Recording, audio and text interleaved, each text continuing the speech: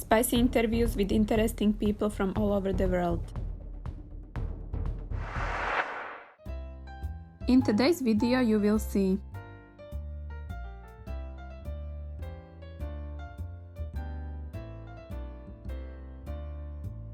Hi guys and welcome back to my channel. Today I will interview my friend Angus. Hi Angus. Hi, thank you for having me. Thank you for accepting my offer to do this video. Pleasure, I'm excited. And welcome to the YouTube world. Heck yeah. Angus was born in Melbourne, but he also spent a couple of years with his family in United Arab Emirates and Qatar. He's got lots of hobbies such as skateboarding, reading books, playing video games and many more. At the moment, he's working as a primary school teacher.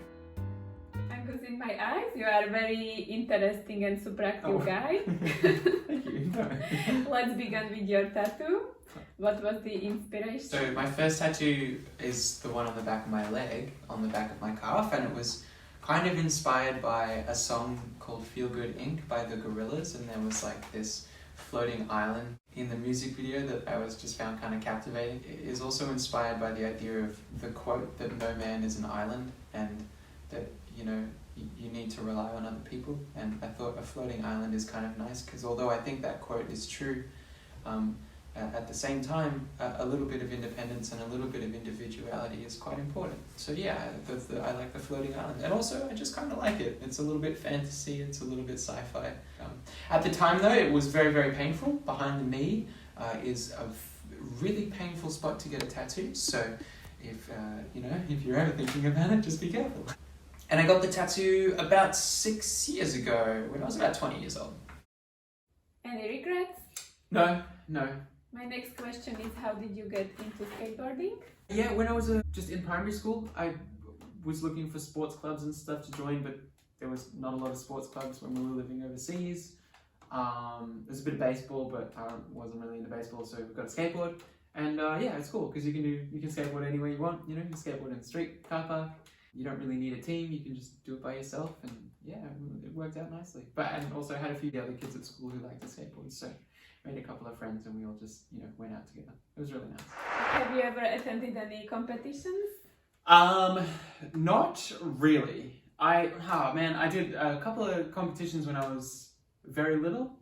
But I think the nice thing about skateboarding is that it's not competitive at all. Like, we just sort of go to the skate park and teach each other tricks, or maybe I'll learn something from someone else, and we just kind of goof around and have a good time. Like, we might like to play a few games, but nothing very serious. And there are people that compete in competitions really, really to a very high level, and they're in the Olympics. Yeah.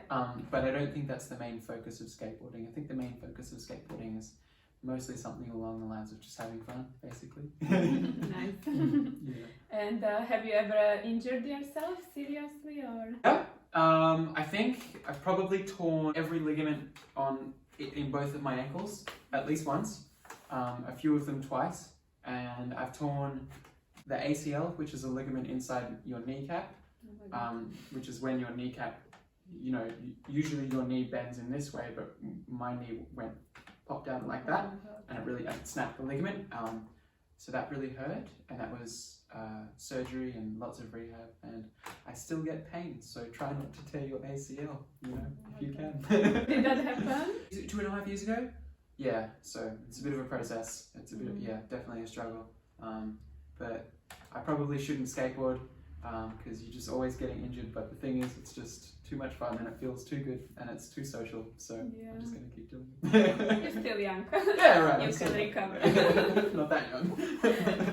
Have you ever met any famous skate champions? Not really, no. I met like a couple of famous guys. I mean, sometimes they come out to Australia, to do tours and stuff. There's a few people that you might meet, but not really, no. They mostly live in sort of California.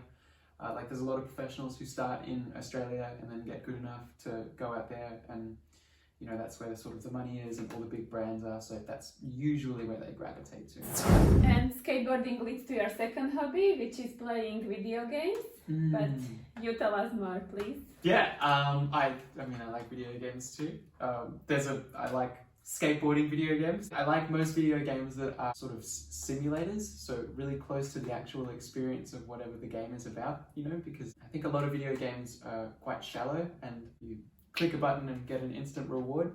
But I think if it's a simulator kind of video game, you actually have to build up a skill level and become better at something before you get that reward. And I think that's really important with video games, or else you're sort of just wasting your time a little bit. So yeah, I like a lot of sports video games, particularly like skateboarding and snowboarding ones, because it's almost as if you have to build the same skill set, but just, you know, using a video game, and it's kind of a nice insight into what it might be like to be a professional, you know. And they're just fun too, so you can get really creative too. Like, I mean, a lot of these games you can sort of do what you would do in real life if you were skateboarding or snowboarding or BMXing or doing whatever, and then you can sort of film these things inside the game and make long videos and get pretty creative with it, which is kind of fun. You know?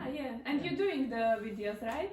Yeah, I used to make a few. I haven't made in too long because they're quite time consuming, you know, video editing and... I know. Yeah, exactly, so... You know, when I don't see you with the skate, I see you with the book. Yep. Yeah, I like to read. About 2 years ago, I had a moment where I had decided that I should read some more books, basically. I'm teaching primary school kids, and I spend a lot of time reading books to them and telling kids that they need to read more because it's healthy, and basically encouraging them to be people who love books. And I thought, well, actually, I don't really read that much myself. You know, I don't really read that many books. So a couple of years ago, I decided maybe I'll give it a shot. And then they say that if you do a habit for 28 days or something like that, you know, you've made that a new habit. And, you know, I read a little bit each night for at least 28 days. And then ever since then, yeah, just try and read a little bit each day if I can. Yeah. So what type of books do you prefer? I think, listen, I definitely prefer to read fiction books, you know, made up stories, basically. And I like non-fiction too, things about, you know, real life experiences or autobiographies. But I think in fiction books, particularly like sci-fi and fantasy, like if an author has the ability to create the world within the book that they want to create, then they can create that world so that they can easily explore the themes that they want to explore. If you want to explore something like gender or climate change or the dynamic of power and hierarchy and dictatorships, you can create the world that you want to explore that as a theme and maybe poke holes in it and show the flaws in the system or show how good it is, for example, or, you know, whatever. So I think fiction is nice because it is very much up to the author in regard to what they want to explore, and also it's good to read about characters and different worlds and stuff. It's a nice little bit of escapism because sometimes it's nice to just escape for a little while and relax, you know. Put your mind out of exactly. reality. Yeah, that's right. So do you know roughly how many books have you read so far? No, not really. A few, a lot. I mean, I read them all day in the classroom to the kids, so like if we count children's books, a lot. But I don't know, I've never really counted. Maybe 100, 200? I don't know. Depends on the size of the book. A big book will take me a long time, but a small book won't take me a long time. So. Of course, yeah. I'll try to read as many small books as I can. Yes, some thousands. Put the number up there, yeah, exactly. Okay, and where do you get your books from? Just the bookstore, yeah. Although I don't know if you've seen these, but around where I live, there's lots of people who have got book boxes where you put a book in and then you get to take a book out. If you see a book that you like, I like those too, you know. I like to poke my head into those every once in a while and see if there's any good books, which there usually isn't any ones that I want to read, but sometimes there is one, so that's nice, you know. It's the free library, isn't it? Exactly, the free library, yeah. And what do you do in case a book doesn't capture your attention? Just, I don't know, try and get as much of it finished as possible. I mean, you can read a book that you don't enjoy until the last chapter, and then something happens in the last chapter that changes how you read the story. It's like not finishing a movie, you know. The ending might be so good that the journey was worth it. Yeah. Although usually the journey is the most important part. But then again, sometimes it's just boring and I'll just put it down and not pick it up again. Yeah. So, yeah. Do you always read the review before you grab the book? Sometimes. I don't really like to read them before. If you go online and you read some reviews, I'll only look at like the number of stars that a book has. If it's got like, you know, more than 3 stars and I like the sound of it, I'll probably read it. But I think it's like reading the back of the book. You know, sometimes there's a big spoiler on the back of the book, and so, a lot of the time, if you read a review, there's going to be some kind of big spoiler. So I don't like to spoil anything. Yeah. But if I can just see through the stars that it's a good book, then okay, I'll give it a read. Yes. And you brought for us your favorite book? Yeah, it's called Dune by Frank Herbert, and it's pretty much like my favorite book I've read in the last couple of years at least, and it's really, really good. How many times did you read this book? I've read it once, but then sometimes I just go back and read chapters, you know, if I'm bored, so I'll just read a chapter here or there. But it's just really, really philosophical. It's a story that's a sci-fi book set on a different planet, but the man who wrote it, Frank Herbert, sort of wrote it about climate change and the use of fossil fuels and petrol and whatnot, and how it's not very sustainable. Okay. You know, I think it's a good example of an author writing about something that really matters through a fictional world. It's you know, very, very engaging to read, but it also matters quite a lot. Yes. So, yeah. And it might happen in the future. And it might happen in the future. Hopefully not. If you ever read the book, hopefully it doesn't happen. But Yeah. And now, what's the book you think everyone should read? Well, there's lots of books that people should read, and lots of books that I have not read that I should read. But honestly, there's a children's book called The Giving Tree by a guy called Shel Silverstein, and I think everyone should read that book. It's not for grown-ups. It is made for kids. It's a picture book, but it has the message of the book is essentially never take more than you need, and I think it means don't take more money than you need, don't take more from the environment that you need. Live a life that will make you happy, but don't live your life in happiness at the expense of the people around you or the world around you. And I think it's an important book because it puts it so simply that literally children can understand it and will understand it. But it's a complicated issue, and it's an issue that many people struggle with. So I think it's a really important book to read. I think rarely could you put a concept so complicated so simply, you know. That's very special. So it teaches how to be humble? Yeah. Great. You love listening to music too? What artists do you listen to at the moment? A little bit of everything, you know, it always changes. I've been listening to a lot of sort of 60s and 70s like rock and roll, you know. Pop radio from the 60s, but honestly it just depends on whatever mood I'm in. You know, I got out of bed this morning, put my headphones in and listened to classical music, and then on the way in the car to work I listened to hip-hop, and then on the way home I listened to rock and roll. So it just depends on what mood I'm in and what the weather's like. A little bit of everything. Nice. Unless it's screaming at me, I don't really know. Screamo's a bit much for me. Yeah. Heavy metal. Yeah, you are a chill guy. Yeah, right. Now tell us something interesting about your living in Emirates. What are your strongest memories?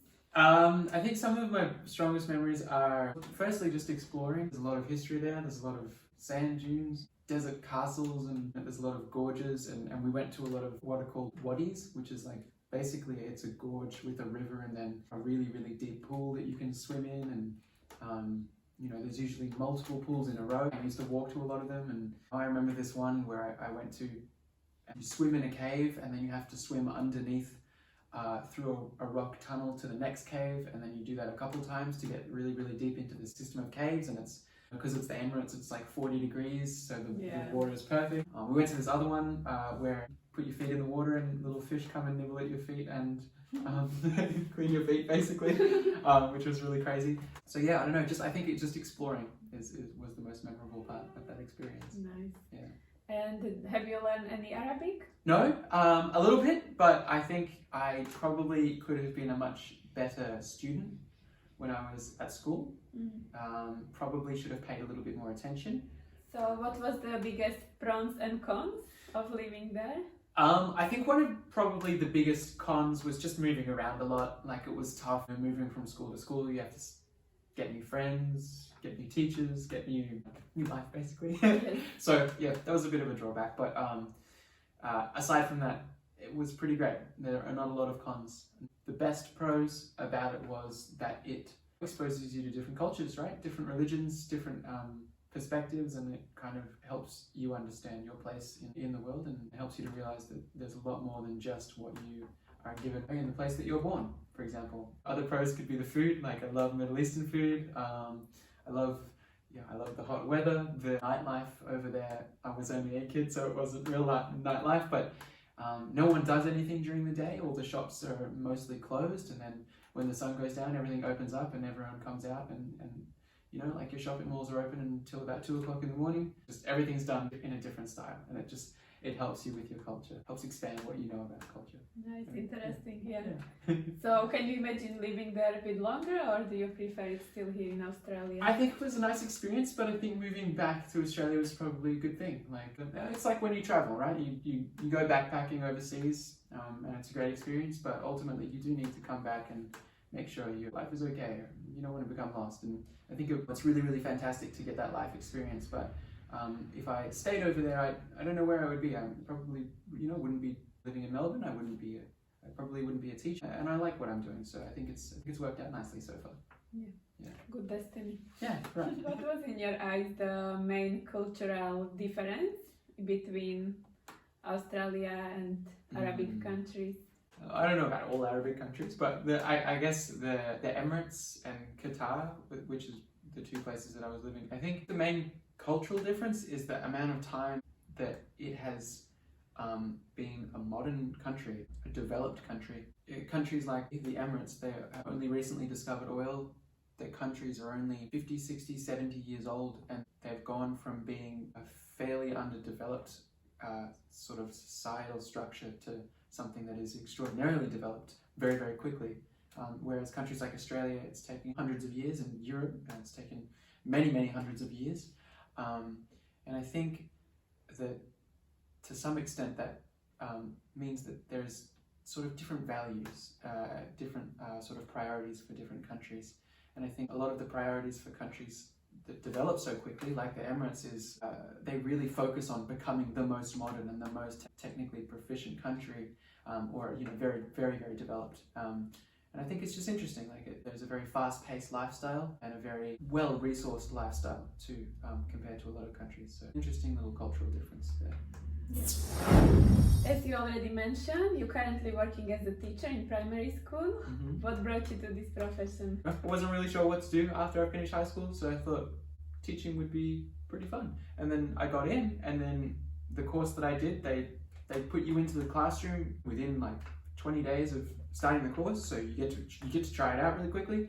And it was a lot of fun. And then I kept trying it out, kept doing more and more placement, as they call it, when you go to the classroom and start teaching. And it was fun the whole time, so I thought, let's keep going. And so far, it's still been pretty sweet. I'm still really enjoying it. It's nice. Cool. And how many kids do you coordinate? Just 18 right now, which is great. The kids that I teach are 7, so once you get above 20 to 25 7-year-olds, it's pretty tough. So 18 is a lucky number, a good number. The older they get, the more you can have, because they're more mature and they just are more relaxed. But yes. The younger ones are a little bit hectic sometimes. Yeah. So. Makes sense. Do you still struggle with this 18, or have you got any tricks? Struggle with kids all the time. They're kids. But it depends on, like, there's a lot of learning difficulties. Some kids have some pretty tough home lives and backgrounds and stuff, and you just have to be a bit sensitive of that. But just be nice and be entertaining for them, and they'll usually come to like you. And always just remembering that they're only 7 years old or 6 years old, so just treat them like that. And for the spicy curiosity, how much does teachers earn in Australia? Depends on where you work. You could work at private schools or state schools. Usually your starting wage is something around 75,000, then moves to 80, 90, and onwards as you take on more responsibilities and take on more roles. And the longer you teach, the more you get paid, as is fair. But there are jobs that definitely you get more pay. Mm-hmm. But I get a lot of time off. I get my holidays, which is really, really nice. So, yeah. So it sounds like a good job. Yeah, it's a good job. If you wouldn't have this job, do you have any plan B? Not right now. No, just plan A.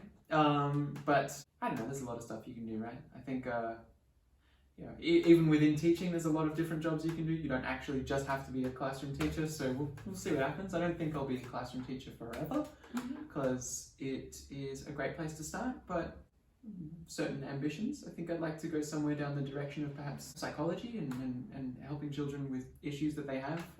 There's a lot of need for that right now, and mental health and that kind of thing. So we'll just have to wait and see. Right now I'm just teaching, but we'll see where it goes. Nice. Yeah. Good luck. Thank you. And would you like to leave any message for the viewers out there? Do what makes you happy. Enjoy life. Don't live to work. Make sure you do something outside of work too. You know? Have a hobbies. Have hobbies. Exactly. I'm good. Angry. Yes.